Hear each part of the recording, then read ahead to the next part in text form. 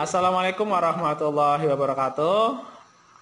Alhamdulillah hari ini bisa berjumpa dengan siswa-siswi kelas 9. Untuk hari ini Pak Syukur sampaikan bahwa Pak Syukur diberi amanah untuk mengajar mata pelajaran ilmu pengetahuan sosial. Dan hari ini akan Pak Syukur sampaikan beberapa materi yang akan kita pelajari di tahun ajaran ini. Baik, sebelum membahas itu, Pak Syukur sampaikan bahwa KKM kita di tahun ini adalah 77. Oleh karena itu, Pak Syukur berpesan agar kalian belajar dengan semangat, dengan sungguh-sungguh. Harapannya adalah kalian nanti bisa mencapai KKM itu dengan nilai yang maksimal. Harapannya nilainya nggak cuma sekedar mendekati KKM, tapi nilainya itu harus maksimal, nilai yang tinggi gitu. Adapun yang akan kalian pelajari di tahun ajaran baru ini adalah pertama, kita belajar tentang interaksi antar ruang negara-negara di benua Asia dan benua lainnya. Nah, di dalam materi itu nanti kalian akan belajar tentang negara-negara di dunia, termasuk negara-negara yang ada di Asia.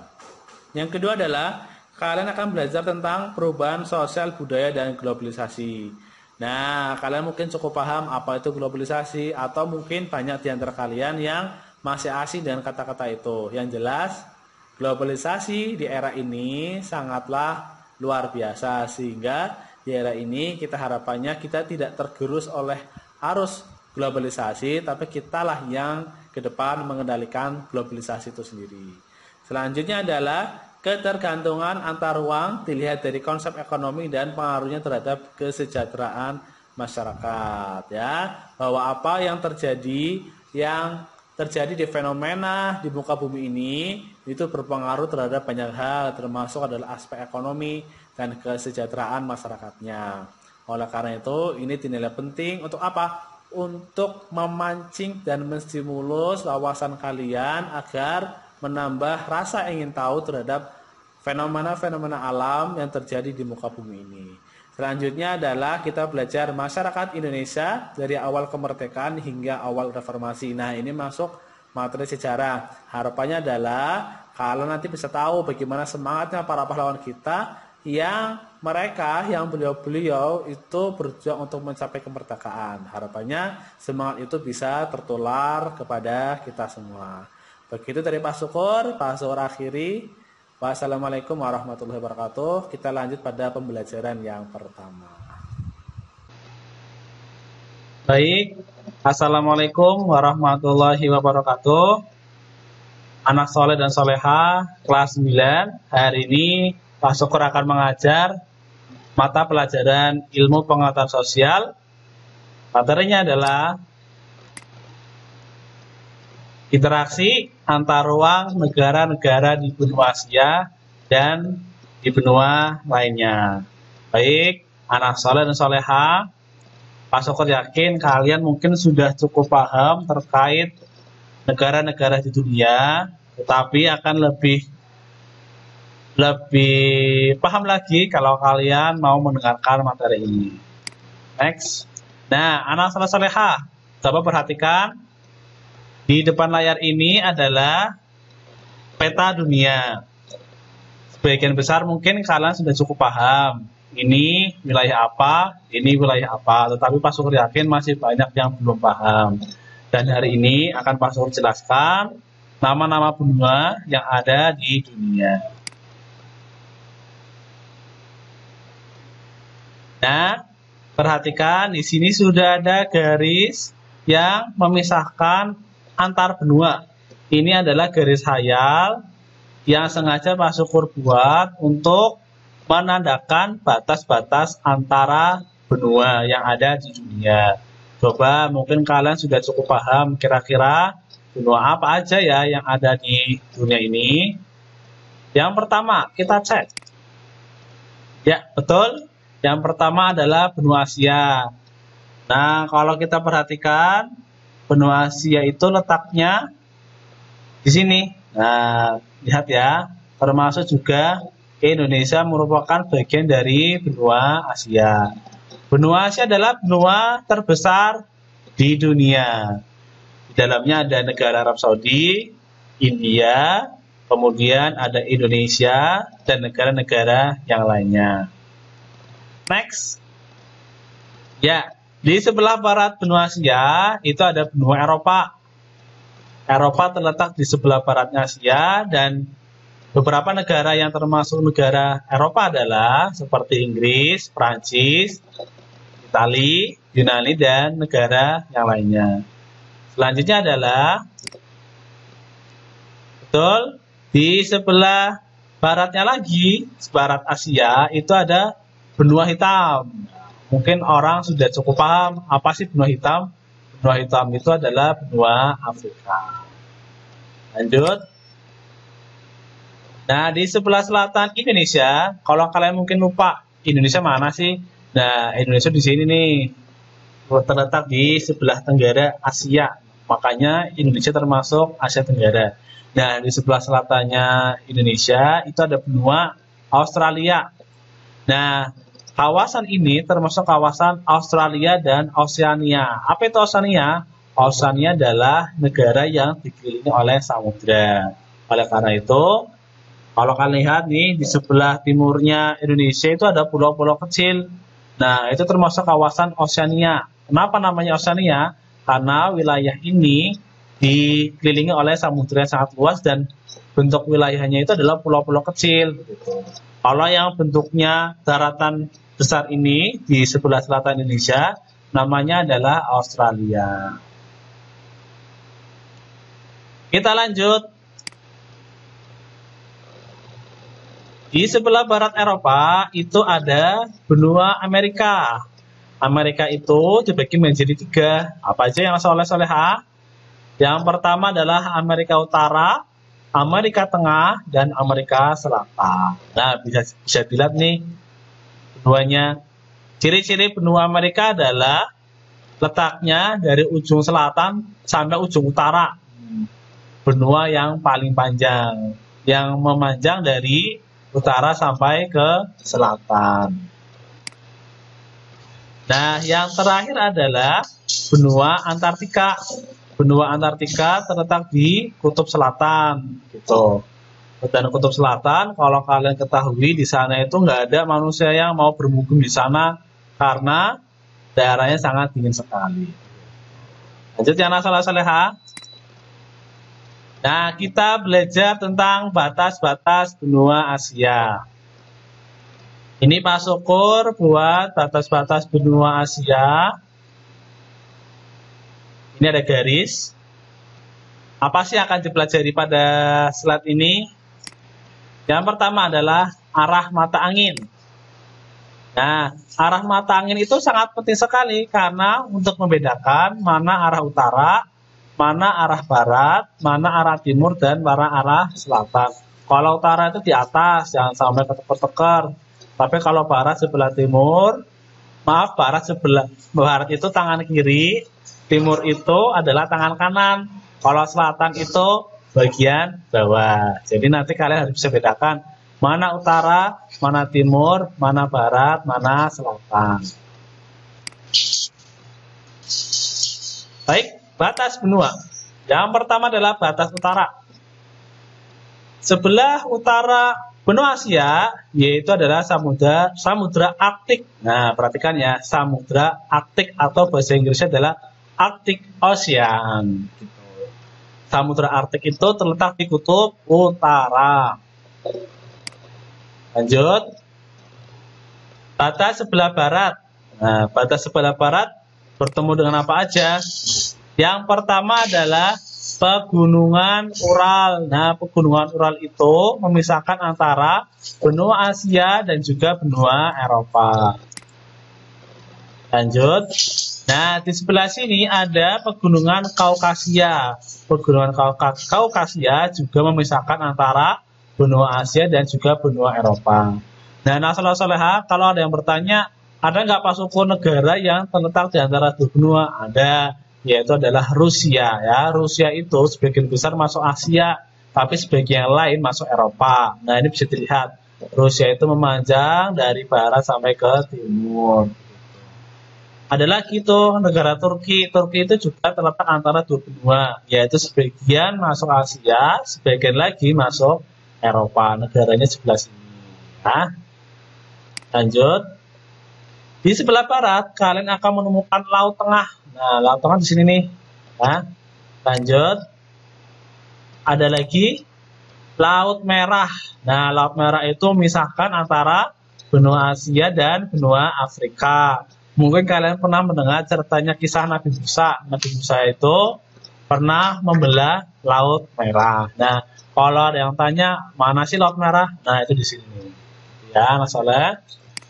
Selanjutnya, sebelah selatan. Selatan bertemu dengan apa aja? Sebelah selatan, kalian akan menemukan Samudra Hindia. Samudra Hindia ini samudra sangat luas, terletak di sebelah selatan benua Asia. Nah, selanjutnya sebelah timur. Sebelah timur bertemu dengan apa? Nah, perhatikan, ini ada Samudra Pasifik. Samudra Pasifik terletak di sebelah timur benua Asia. Nah, itu adalah batas-batas benua Asia. Semoga kalian paham. Ingat, perhatikan, ada benua-benua yang letaknya itu di sekitar benua Asia. Apa aja ya? Ada Eropa, kemudian ada lagi benua Afrika, kemudian di bawah ada benua Australia, dan sebelah sini timur itu ada Oseania. Ya, kita lanjut. Nah, kita belajar tentang kawasan benua Asia, yaitu ada North Asia. Apa itu artinya North Asia? Asia Utara. Kemudian Central Asia. Apa itu Central Asia? Yaitu Asia Tengah. Kemudian West Asia. West itu artinya Barat. Barat artinya apa tuh? Asia Barat. Kemudian South Asia. Artinya apa itu? South itu selatan, berarti Asia Selatan. East Asia atau Asia Timur. Kemudian Southeast Asia atau Asia Tenggara. Dan Indonesia termasuk kawasan Southeast Asia atau Asia Tenggara. Nah, baik. Selanjutnya, Pak Syukur akan menjelaskan tentang iklim di Asia. Yang pertama adalah iklim tropis. Iklim tropis itu ditandai dengan apa? Curah hujan yang tinggi, suhunya tinggi, dan kelembapan tinggi. Kalau ada daerah yang hujannya terus, intensitasnya tinggi, kemudian sinar mataharinya melimpah, itu pasti akan tanahnya subur dan banyak ditumbuhi dengan tanaman-tanaman, termasuk hutan-hutan. Nah, pengen tahu tuh kondisi hutan? Kita klik. Nah, lihat, ini adalah kawasan hutan yang ada di Indonesia, dan Indonesia termasuk dalam kawasan iklim tropis. Lihat ya, di sini kalian bisa melihat daun-daun sangat lebat, pohon-pohon besar, dan tanahnya sangat subur. Itu adalah salah satu iklim tropis. Ya, bisa dilihat. Hutan-hutan sangat banyak sekali tumbuh di sekitar wilayah, dan kalian juga bisa melihat sinar matahari sangat melimpah, curah hujannya sangat tinggi.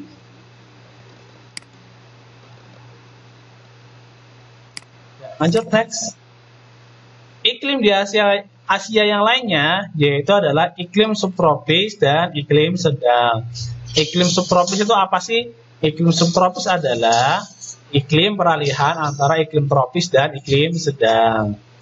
Nah, kalau iklim sedang itu cirinya ada 4 musim. Musim apa aja ya? Yang pertama adalah musim panas atau summer. Nah, perhatikan nih. Lihat videonya. Ini ada contoh wilayah di Cina yang termasuk iklim sedang dan sedang mengalami musim panas. Nah, cuacanya nggak jauh beda sama di Indonesia. Next. Iklim yang kedua adalah musim yang kedua adalah musim semi atau spring. Bahasa Inggrisnya spring ya. Nah, bisa dilihat. Iklim spring, wah, keren banget nih. Ini ada tumbuhnya bunga sakura di Jepang. Itu tandanya kalau musim semi sedang terjadi. Ya. Lanjut. Ada musim dingin atau winter. Bacanya apa ya? Winter ya. Bisa dilihat, dingin sekali. Ini banyak sekali saljunya. Semoga nanti suatu saat nanti kita bisa datang mengelilingi negara-negara dunia ya. Jadi bisa merasakan nikmatnya berdiri di atas salju yang indah. Nah, bisa dilihat tuh. Ini ada mas-masnya sedang menunjukkan salju yang ada di negara Jepang. Semoga kita suatu saat nanti bisa datang ke sana ya. Yang keempat adalah musim gugur atau autumn. Bisa dilihat, ciri-ciri musim gugur adalah banyak daun-daun yang berguguran. Nah, bisa dilihat ya. Oh, indah sekali ketika musim gugur sedang terjadi. Tapi mungkin repot juga kalau daun-daun banyak yang gugur, punya capek sekali ya. Nah, lihat tuh, daunnya pada berguguran banyak sekali. Ya, lanjut. Nah, bisa dilihat nih daunnya. Oh, banyak yang berguguran. Empat musim ini adalah ciri dari iklim sedang. Kita lanjut. Nah, selanjutnya adalah iklim kutub. Iklim kutub ditandai dengan musim dingin yang panjang dan musim panas yang singkat. Jadi musim dinginnya itu lebih panjang daripada musim panas. Biasanya di mana? Musim dingin itu ada di daerah kutub utara. Ya, bisa dilihat. Ini ada orang-orang yang biasa hidup di kutub utara. Ciri khasnya orang yang hidup di kutub utara gimana? Selalu memakai baju yang sangat tebal karena di sana itu cuacanya sangat dingin sekali. Bahkan di sana rumah pun terbuat dari es. Aku bayangkan kita masuk kulkas aja kedinginan, apalagi masuk ke rumah yang terbuat dari es. Dan di sana itu terbiasa tiap hari pakainya jaket yang tebal.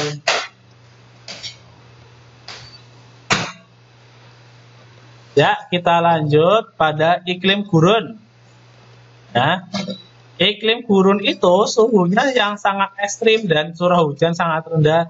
Suhu ketika panas dan siang hari sangat panas dan malam hari sangat dingin. Coba kalian bayangin kalau siang hari panas banget, tapi kalau malam itu dingin banget, dan di sana itu curah hujannya sangat rendah sekali. Nah, pengen lihat iklim gurun kayak apa? Perhatikan ya. Oh, ini adalah kondisi iklim gurun ketika dilihat dari atas ya. Semuanya terdiri dari pasir-pasir yang sangat banyak. Jarang sekali ada tanaman-tanaman. Dan di sana biasanya orang-orang zaman dulu ketika bepergian menggunakan transportasi berupa unta. Kenapa pakai unta? Karena unta itu hewan yang bisa menahan haus. Gitu.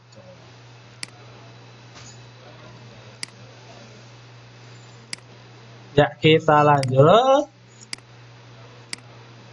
Ya, mungkin cukup sekian dari Pak Syukur. Alhamdulillah materi yang singkat pada hari ini sudah disampaikan. Semoga kalian bisa memahami materi yang Pak Syukur sampaikan dan bisa bertemu di pekan depan. Cukup dari Pak Syukur.